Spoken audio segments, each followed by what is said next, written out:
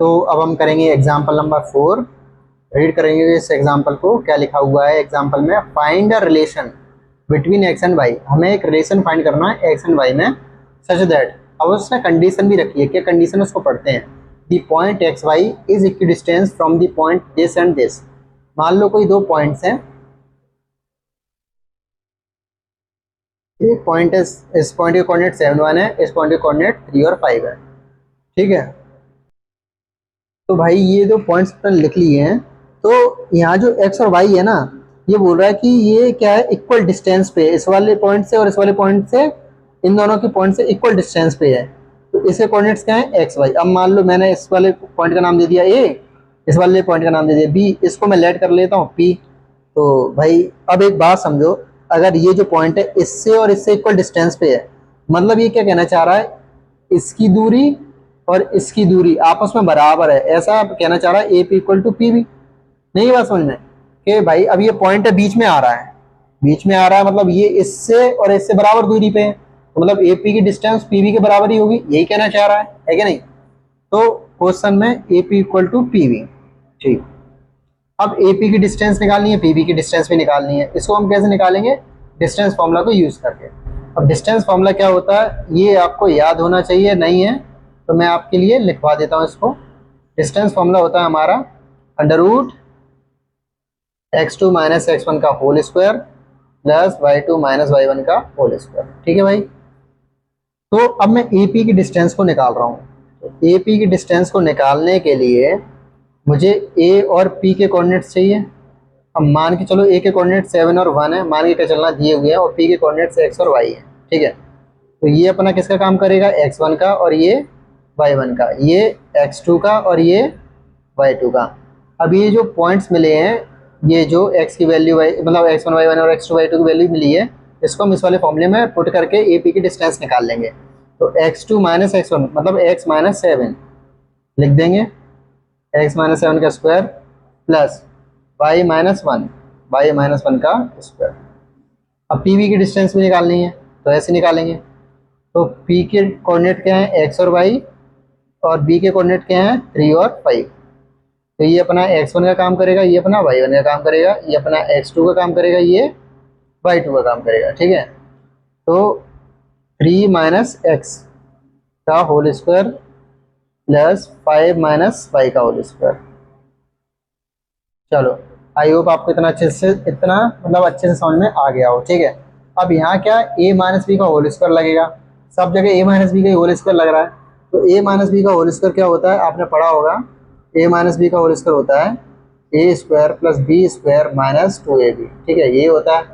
अब देखो, इधर करेंगे वैल्यू पुट, ए स्क्वायर तो मतलब एक्स का स्क्वायर प्लस बी स्क्वायर मतलब 7 का स्क्वायर माइनस 2ab, तो 2 into X into 7 plus Y minus 1 का स्क्वायर करेंगे तो वाई का स्क्वायर प्लस 1 का square minus 2 into Y into 1।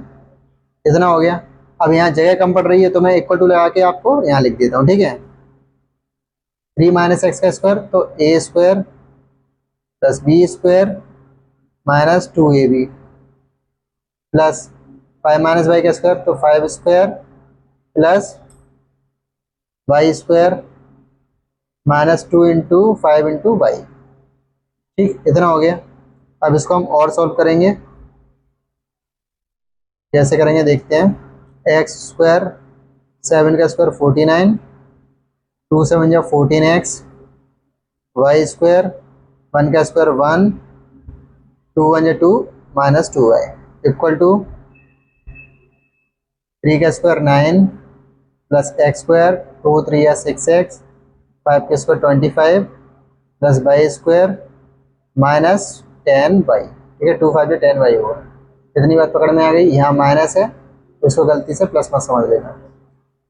अब देखो, इसको और सॉल्व कर सकते हैं, कर सकते हैं। और कैसे लिख सकते हैं इसको?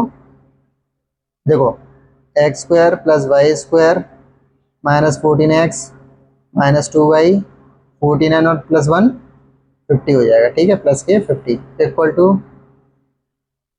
एक्स स्क्वायर रीअरेंज कर रहे हैं plus Y square minus 6x minus 10y 25 plus 9 34, तो प्लस के 34।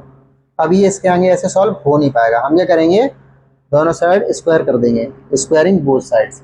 जैसे ही हम स्क्वायर करेंगे, इधर भी स्क्वायर कर देंगे और इधर भी स्क्वायर कर देंगे। तो जैसे ही हम स्क्वायर करेंगे, तो स्क्वायर करने के बाद ये अंडर रूट स्क्वायर से कट जाएगा, तो हमारा क्या आएगा, X square plus Y square minus 14x minus 2y plus 15 equal to X square plus Y square minus 6x minus 10y plus 34। देखो ये जो एक्स स्क्वायर है ये प्लस का इधर आएगा तो माइनस का हो जाएगा, तो मैं डायरेक्ट काट दे रहा हूँ। सिमिलरली वाई स्क्वायर भी कट जाएगा ऐसे ही, ठीक। तो अगले स्टेप में minus 14x minus 2y plus 50 बचेंगे, और इधर क्या बचेगा, minus 6x minus 10y plus 34, ये बच जाएगा, ठीक है। इसको आगे सॉल्व करेंगे, ये माइनस का 6x इधर लेके आते हैं, तो माइनस 2y प्लस 50, ये इधर आएगा तो प्लस का 6x, ये भी इधर आएगा तो प्लस का 10y, और ये भी इधर आएगा तो माइनस 34 इक्वल टू 0। अब हम फिर इसको क्या करेंगे, रीअरेंज करेंगे, तो x को हम x के साथ लिखेंगे, तो minus 40x plus 6x minus 2y plus 10y plus 50 minus 34 equal to 0। तो माइनस 14 में से प्लस के 6 जाएंगे तो कितना बचेगा, माइनस 8x, 10 में से 2 जाएंगे तो 8y, वो भी प्लस के क्योंकि 10 बड़ा है, और 50 में से 34 जाएंगे तो प्लस के 16 इक्वल टू 0। 8 अगर हम कॉमन लेते हैं इसमें से तो माइनस x, ठीक है, प्लस वाई प्लस 16, मतलब समझ रहे हो ना, 8 के 16 काट देंगे 2 आएगा, इतनी बात पकड़ में आ गई है। तो 8 को हम उस साइड भेज देंगे तो यहाँ क्या बचेगा, minus X plus Y plus 2 equal to 0, ठीक है। और इसके मांगे क्या कर सकते हैं, माइनस कॉमन लेंगे पूरे में से, तो यहाँ ये नेगेटिव था तो ये पॉजिटिव हो जाएगा, ये पॉजिटिव था ये नेगेटिव हो जाएगा, ये पॉजिटिव था ये भी नेगेटिव हो जाएगा, इक्वल टू 0, ठीक है। तो हम इसको माइनस उधर भेज देंगे तो वैसे भी डिवाइड में जाएगा तो 0 हो जाएगा, तो X minus Y minus 2 equal to 0।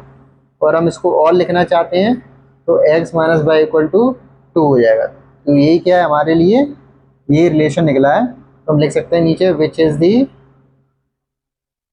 Required relation, ठीक है। तो इसी के साथ हमारा एग्जाम्पल नंबर 4 भी कंप्लीट हो चुका है। आई होप आपको हल्का फुल्का समझ में आया होगा, ठीक है।